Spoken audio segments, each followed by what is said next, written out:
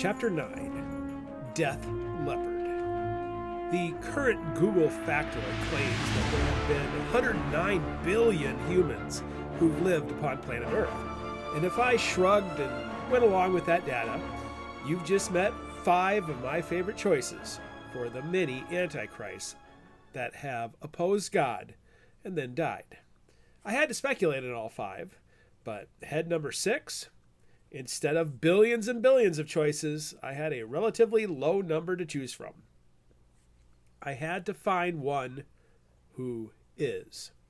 Easy, right? John knew the dude was alive at the time he received the apocalypse that became known as the Book of Revelation. Simple. Well, not even the date is an obvious fact. You see, there are many mindsets about the literal and figurative meaning of the Book of Revelation, even within Christianity. Denominations vary on how to see the only book in the Bible that earns a reader a blessing for reading it. Some believed it in a quick return of Christ. Peter and Paul preached like Jesus was coming back any day. For those first few decades, it was a frenzied sprint. Yet the qualifier used by Jesus was that the gospel must first be spread to all nations. That took much longer than Peter and Paul expected. The concept of Christ returning suddenly became muddy. Some believed in a long return. Back in the first century, Barnabas put out a theory that the Old Testament mattered because of all the Christ and end times prophecies within it. I agree. One of his points to the early Christians was that the days of creation had meaning. Barnabas reckoned that since a, quote, day is like 1,000 years to the Lord, that 6 days means approximately 6,000 years between Adam and the end times. I'm not claiming Earth age. Okay. In Barnabas's theory, the millennial kingdom of 1,000 years is the same as God having the 7th day as a Sabbath. It is the day of rest. It is a day of worship. At the end of the 7th day, Judgment Day. So the Barnabas theory is that it'd be another 2,000 years until we get to the Battle of Armageddon. What? That's now.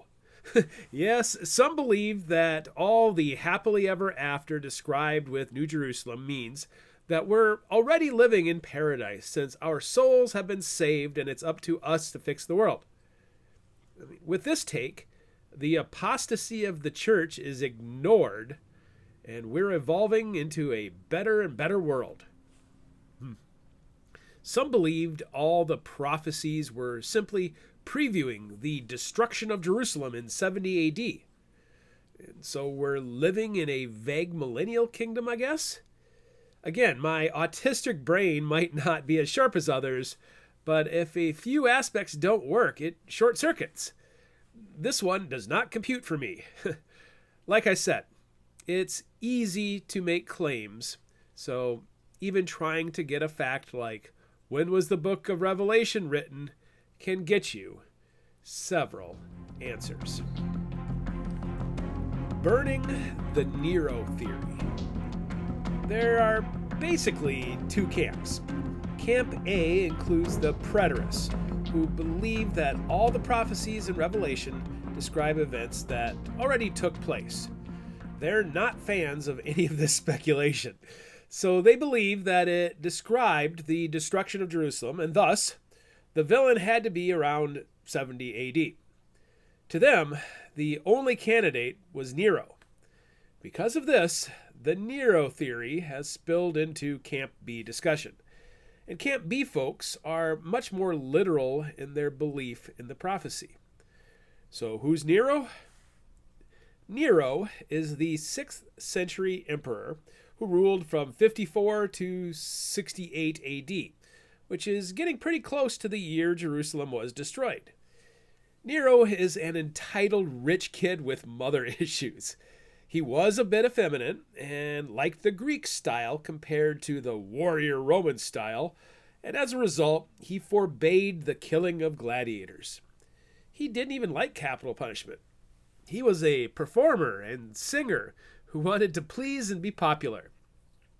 This guy was not terrifying compared to the other Caesars, other world leaders, or our other antichrists. So why would John be afraid to write this dude's name? To a preterist, Revelation is about current events. So the whole 666 or DCLXVI coded name, Mark of the Beast, insinuated that John was afraid to write the name of the world's greatest villain. Well, plus, Nero was dead 2 years before Jerusalem burned, and he had nothing to do with it. This whole theory makes my head hurt. Why would there be 7 churches in Asia when Christianity hasn't fled the Holy Land yet? Well, yes, Nero was a piece of garbage. He's famous for being an entitled diva. He wanted to build a new palace. Folks denied him, so he throws a tantrum. He fiddled while Rome burned in legend, when he had agents start a fire to burn down enough land for his building project. And then he blamed Christian terrorists for it. Well, this shell game ended up causing enough uproar that both Peter and Paul ended up taking the fall in Nero's land grab. Wicked deeds, but nothing on par with these other guys. When the political tides turned on this spoiled brat, he ended up killing himself when Romans turned on him. Rome broke into a civil war. A year later, we had new administrators. Yet for some reason, many folks are hung up on Nero. First of all, ask yourself what language John would have used to write Revelation. In writing to the Turks, did he use Hebrew, Greek, Roman, or Turkish, okay? Or what language did he read when he saw the name 666 on the forehead? That's another big problem. What numbering system did he see? Yet the preterists believe that John used gematria, a system used by Kabbalists who secretly encode the name of Nero. With this mindset, he took the Hebrew word for Nero. No, wait, that doesn't work. With this mindset, he took the Hebrew word for Neron Caesar, dropped a bunch of letters to turn it into NRONQSR, and then used the gematria system. Why? Yeah, I know. And cranked out a numerical code 666. Or, hold on, is that DCLXVI in Roman numerals? You see my point. Even in isolation, this whole theory it makes my head hurt. But when you try to make all the other stuff fit the time period, it just doesn't. Is 95 is. I've already written Examining the Beloved Disciple, which gives an account of John's life, so I'll keep this section brief. Eusebius was a Christian historian with flaws who wrote an overview of the first 3 centuries of Christendom, including the early days. Tradition is that John lived in Ephesus prior to Patmos and also afterwards. One of the traditions has him bringing the Virgin Mary with him to Ephesus. In his book, Eusebius quotes and cites his way through the years after Christ, which is where many of our traditional knowledge of this time period comes from. He tells us that Peter was crucified, how Paul was executed, and several other important deaths. Lots of history. Eusebius confirms that John was a prisoner of Domitian while at Patmos until Nerva succeeded him to the throne. How does Eusebius know it was Domitian? Historians. Here's a summary of why I trust the 95 AD date, other than just logic. Tertullian, in his Apology, speaks of Domitian as having banished some Christians and afterwards giving them leave to return home. probably intending St. John and some others. Origen, explaining something in Matthew, says James, the brother of John, was killed with a sword by Herod, and a Roman emperor, as tradition teaches, banished John into the island of Patmos for the testimony which he bore to the word of truth. Victorinus, bishop of Ptah, around 290, again and again says that John was banished by Domitian, and in his reign saw the revelation.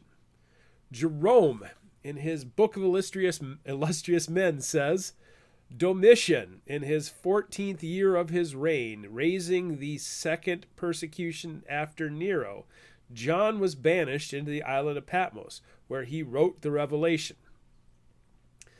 Sulpicius Severus, not to be confused with Severus Snape, says that John the Apostle and Evangelist was banished by Domitian into the island Patmos, where he had visions, and where he wrote the book of Revelation.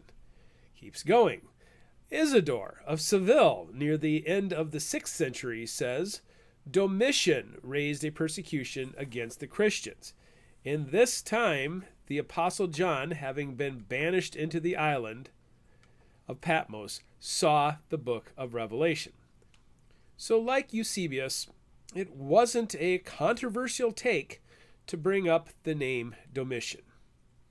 Except for the preterists, most biblical scholars feel pretty confident in putting down the date of 95 AD. The boiling oil incident. In the spirit of getting off point, I'm going to talk about a famous tale involving both John and Domitian. Eusebius also puts this story into his big research paper. In the account, Domitian is doing his best to wipe out Christianity by targeting leaders and anyone with royal blood. Apparently, his bounty hunters were effective and brought him all sorts of victims who would be tortured in public spectacles for Domitian's approval. Remember, Nero banned this sort of stuff.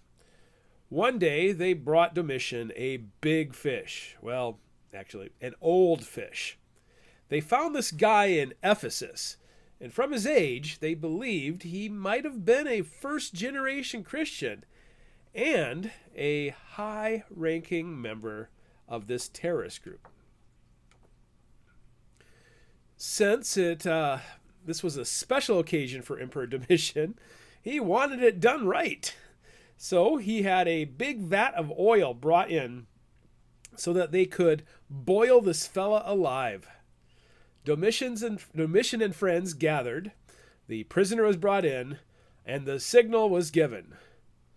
But when this old geezer was lowered into the vat of oil, nothing happened. Apparently, when Jesus says, "If I will that he tarry till I come again, what is that to thee?" It's how rumors of immortality get started. Check out John 21:22. Well, the oil obeyed Jesus and refused to harm John, which is about when evil Domitian began to realize that the old man in front of him once said, "Lord, do you want us to command fire to come down from heaven and consume them?" That's from Luke 9:54. That guy was getting annoyed in lukewarm oil. Freaked out, Domitian changes his plans. He's suddenly afraid of this guy, and being an inversed believer in God, God is the bad guy to him, he believes John could destroy him and all of Rome. So if you can't kill him, Domitian sends him to a remote island. Clever idea. Why? You see, Patmos is not a penal colony filled with thousands of hardened criminals. Domitian likely knows how heroes of the faith can evangelize. So John is sent to one of the Mediterranean's most remote and barren islands. Putting him there means he can't evangelize anybody. Even if the rumors of immortality are true, this old guy can't just twiddle his thumbs for another 2,000 years. When Domitian dies in 95 AD, John is released from his island prison. As Eusebius writes, at that time, too, the Apostle John, after his exile on the island, resumed his residence at Ephesus, as the early Christian tradition records. So that's why I'm sticking with is equals 95 AD. A leopard can't change his spots. Unfortunately, there is hardly any biblical ammunition for analyzing Domitian. Antiochus and Alexander got entire chapters of Daniel. Ramses the Great fills the opening pages of Exodus. Even Lamech gets a paragraph of text. But Domitian? Everything we know about him is from the historical records. And considering how much his predecessors hated him, I'm not sure they paid the biographers very much. Yet, if you do go back to Daniel, he included his dream of the 4 beasts, who in my estimation were the remaining 4 kings to come. The lion, Alexander the Great. The bear, Antiochus Epiphanes. The next one, well, this is what it says in Daniel 6, verse 7. After this I beheld, and lo, another, like a leopard, which had upon the back of it 4 wings of a fowl. The beast also has 4 heads, and dominion was given to it. That's all, folks. It's not super obvious, and folks could twist and turn the meaning to fit anybody. Like this: Domitian has 8 letters, and dominion has 8 letters, and 6 of the 8 letters match. Sorry, I'm still teasing the Nero camp. Is there symbolism with a leopard? Sure. They ate people in nature. So leopards are obviously a symbol for power and strength, Despite just being a big cat, they're also symbolically brave and bold, full of confidence. Oh, and they also represent a kind of shape-shifting, which is gnarly. There are several leopard lines in the Old Testament, but they all seem to be literal big cats.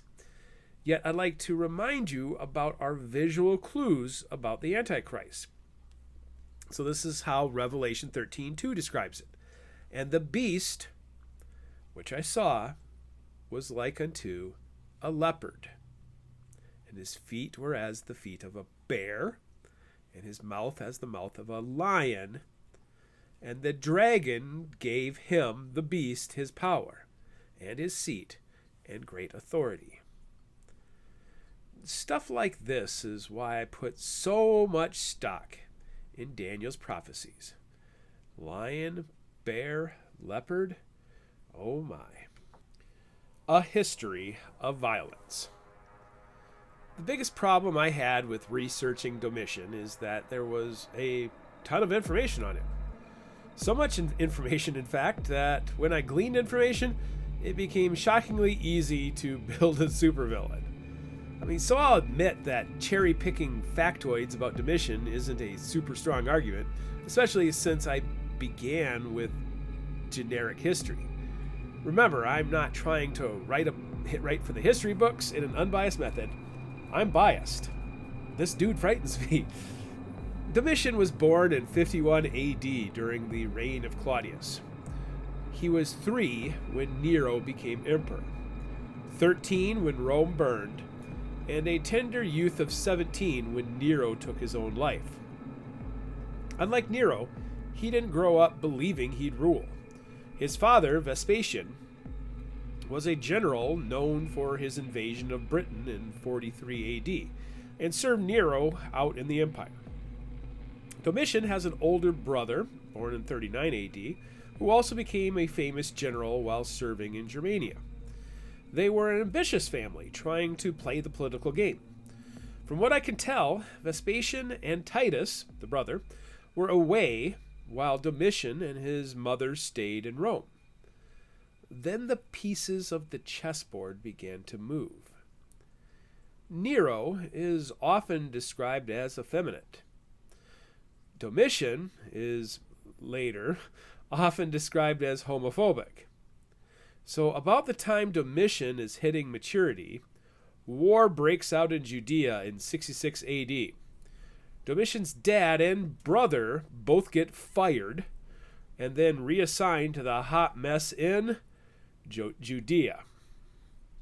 It's like they were getting punished for something. Plus, this was Nero's way of keeping them away from Rome. Something's fishy.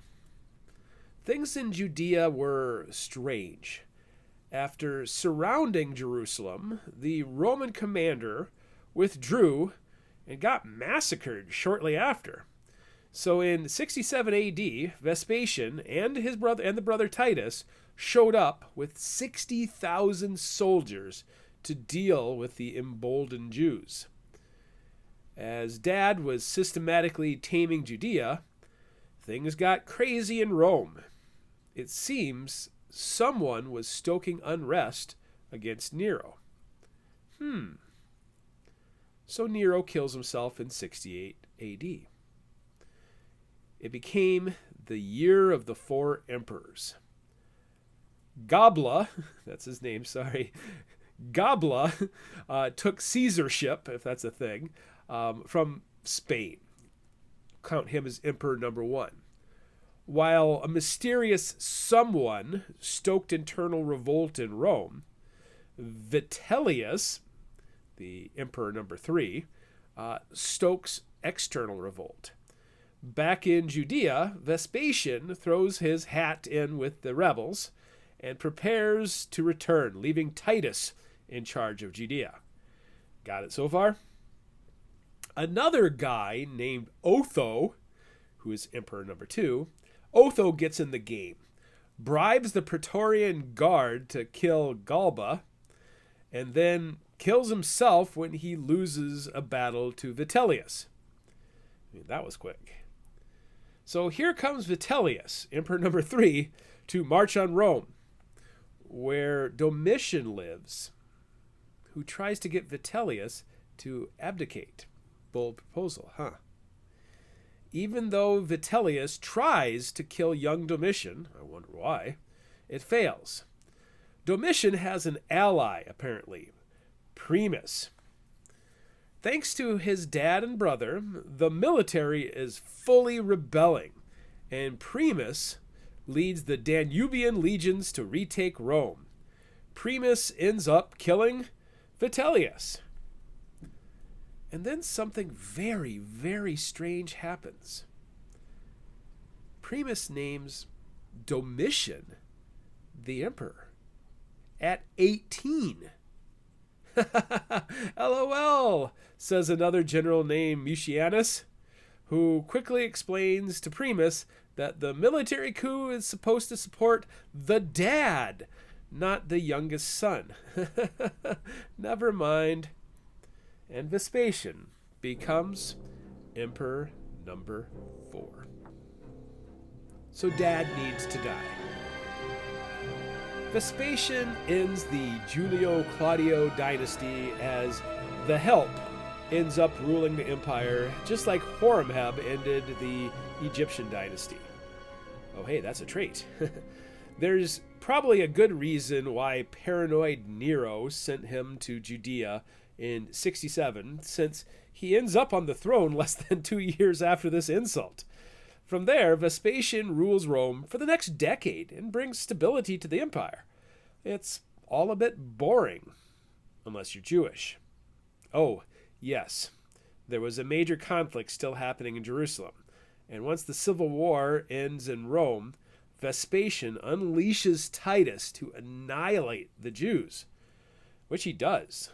According to historian Josephus, it's about as bad as it gets. Seriously, it's a disgusting, disturbing event that leaves the temple in rubble. The priestly daily sacrifice was certainly ended. Yet Vespasian isn't done yet. He begins a genocidal policy by hunting down any Jew from the royal line of David. With the Jewish thorn removed from his side, he celebrates and promotes Titus with the Ark of Titus. And Domitian? Nothing. Dad purposely prevents Domitian from attaining any position of power during those 10 years. So about the time Domitian is 28, his dad suddenly comes down with a case of deadly diarrhea and dies, which historians believe was poison. Titus only sits on the throne for 2 years. Like his father and other emperors, Titus declares himself to be a god, so that's nothing special with these guys. Although a fair ruler, he had some very bad luck. For example, Mount Vesuvius blew up and had barely gotten himself comfortable when he also died from poisoning. This time, folks realized it might be more than just unlucky diarrhea. The historian Philostratus even had a suspect and method. Domitian, with a sea hare, in the farmhouse. Solving the game of Clue didn't really matter. Domitian had become emperor. 12 years after having had the crown taken away, Domitian becomes emperor of Rome and rules for 15 years. And by many accounts, was considered to be one of Rome's greatest and most efficient administrators ever. Yes, indeed. He overhauled the military and helped it achieve its peak efficiency. Not bad for being Antichrist head number 5. Oh, that's right. John said somebody alive was the 5th head of the Antichrist. The dark deeds of Domitian. This guy freaked out the Romans. Despite not being in the military, he strutted around in a general's uniform and displayed an unhealthy interest in warfare. He also implemented horrifying penalties for crimes that went far beyond law and order. His homophobia took barbaric turns when he mercilessly killed his lead general Saturninus, displayed his head as a trophy, and then tried to erase him from history. Nero PTSD? Being a bad guy does not qualify you as one of the greatest villains in history. Is there more? Yes. Domitian also declares himself as a deity, but what Roman didn't? Yes, he upgrades it so that he is the sole deity to be worshipped, but hey, that's a big ego. Yet it is private actions that were so intriguing. Apparently, he brought back some of Rome's ancient religions. Roman mythology had been whitewashed during the Alexander era, and thus it's hard to distinguish where Greek mythology ends and Roman mythology begins. So Domitian dedicates his power to uncovering the ancient rites. Sound familiar? Just like Ramses the Great disregarded traditional Egyptian mythology to worship a death god, Seth, and a virgin warrior goddess, Aneth, Domitian picks up and worships yes, that's right, a 4-headed Minerva. Who's Minerva? Heck, even 10-year-old Jason Willis knows that one. Minerva is the Roman name for Athena, a virgin warrior goddess. Since Minerva normally doesn't have 4 heads, it's unclear what the heck Domitian is worshipping here. The goddess of witchcraft, Hecate, see Macbeth if you don't know that one, Hecate is a 3-headed goddess. Does that count? Perhaps. I mean, Hecate is pretty old. The 4 faces of Minerva. Here's my theory. Semiramis, in the Nimrod story, Aneth, in the Ramses story, Athena, in the Alexander story, and Minerva, in the Antiochus story. The virgin warrior goddess theme seems to be a common thread. And considering Semiramis crowned herself as the Queen of Heaven, it wouldn't shock me if Domitian's quest to uncover the past led him to his sons of perdition conclusion. One of the historians I read described how Domitian would invite powerful Romans to his private dinner parties, and they'd be so black and funereal, I think there should be an adjective, that his guests would be paralyzed with fear. How's that for dark? But don't forget that there is limited biblical text about this beast. But what else did the leopard have in its description? Let's look again. Daniel 7 verse 6 says, "After this I beheld, and lo, like a leopard, which upon its back of it had 4 wings of a fowl, the beast also had 4 heads, and dominion," or Domitian, "was given to it." Yep, there's 4 heads. Still not sure what this means, but it's enough for me. Aside from all the creepy stuff, he continues the policy of hunting down the royal bloodline. Why would you do that? Think about it. Judea has been ruled by non-Jews for centuries now. They're not hunting down Herod's Idumean bloodline. They're hunting down the Davidic line. Why would a Roman care? Domitian is not an atheist.